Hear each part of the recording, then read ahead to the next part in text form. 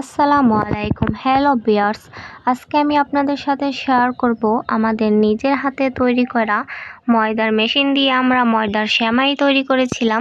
সেই ময়দার সেমাই দিয়ে কি করে নুডলস রান্না করে খেতে হয় সেই রেসিপিটাই আজকে আমি আপনাদের সাথে শেয়ার করব। আশা করি সবাই আমার পাশে থাকবেন। প্রথমেই আমি ময়দাগুলো নিয়ে নিয়েছি, তারপর আমি আলুগুলোকে টুকরো টুকরো করে কেটে নিয়েছি। রান্না করার জন্য আমার ডিম প্রয়োজন, তার জন্য আমি 3টা ডিম নিয়ে নিয়েছি। তারপর আমি পেঁয়াজ কেটে রেখেছি, মরিচ কেটে রেখেছি। এখন আমি চুলায় আগে থেকেই কড়াই বসিয়ে দিয়েছিলাম, আমার পানির বলক চলে আসছে। এখন আমি সেই পানিতে টুকরো করে রাখা আলুগুলোকে দিয়ে দিব সিদ্ধ করার জন্য। একটু লবণ দিয়ে দিব যেন তাড়াতাড়ি সিদ্ধ হয়ে যায়। এখন একটি ঢাকনা দিয়ে আমি ঢেকে দেব। অল্প কিছুক্ষণ অপেক্ষা করব সিদ্ধ হওয়ার জন্য। আমার আলু সিদ্ধ প্রায় শেষ। আমার আলু সিদ্ধ করা হয়ে গেছে। এখন আমি আলুগুলোকে একটি চালনির সাহায্যে ছেঁকে নেব।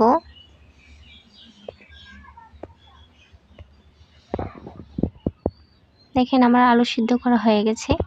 তারপর আমি চুলায় একটা কড়াই বসিয়ে তার মধ্যে পানি দিয়ে দিয়েছিলাম।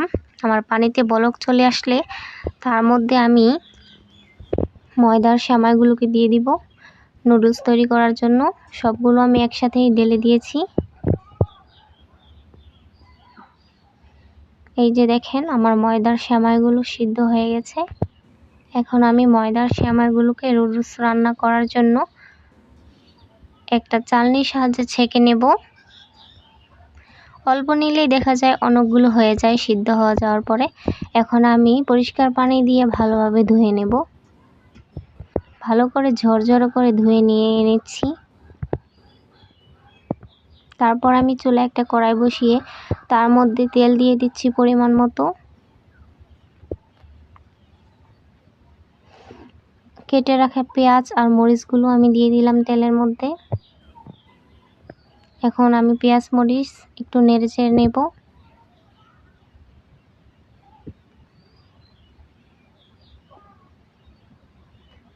তারপর একটু লবণ দিয়ে দিব। লবণ দিয়ে দিলে দেখা যায় পেঁয়াজগুলো অতি সহজেই গলে যায়। পেঁয়াজগুলো আমার একটু লালচে কালার হয়ে আসলে তার মধ্যে আমি ডিমগুলোকে ভেঙে ছেড়ে দিব। একে একে আমি সবগুলো ডিম দিয়ে দিচ্ছি। আর ডিম দেওয়ার সাথে সাথে অবশ্যই এভাবে করে নাড়তে হবে যেন ডিমগুলো দলা বেঁধে না থাকে। খুরচুনির সাহায্যে ভালোভাবে অনবরত নাড়তে হবে যাতে ডিমগুলো তাড়াতাড়ি পেঁয়াজ এবং মরিচের সাথে মিক্স হয়ে যায়। অবশ্য আপনারা সবাই নুডলস রান্না করে খেতেই পারেন, জানেন কিভাবে ডিমগুলোকে মিক্স করতে হয়। তারপর আমি সিদ্ধ করে রাখা আলুগুলো দিয়ে দিলাম। তারপর ডিম এবং আলুর সাথে আমি সবগুলো মিক্স করে নিচ্ছি। তারপর আমি এতে গরম মশলা দিয়ে দিলাম। এটাও একটা রেসিপি হয়ে গেল। এগুলো দিয়ে কিন্তু আপনি ভাতও খেতে পারবেন।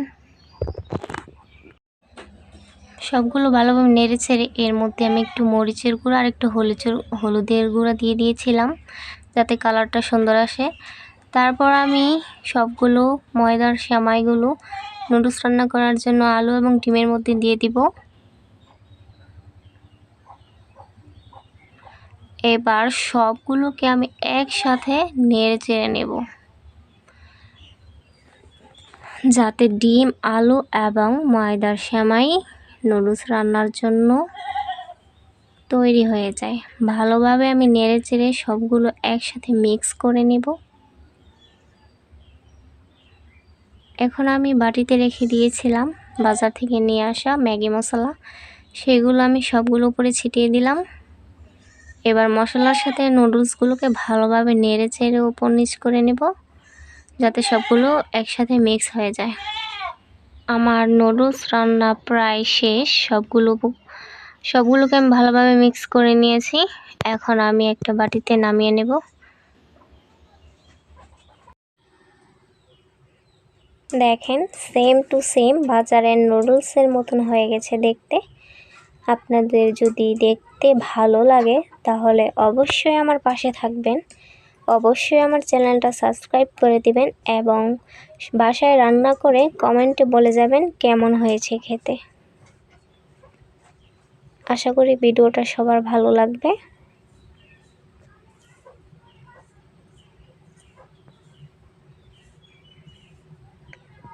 সবাই ভালো থাকবেন, সুস্থ থাকবেন।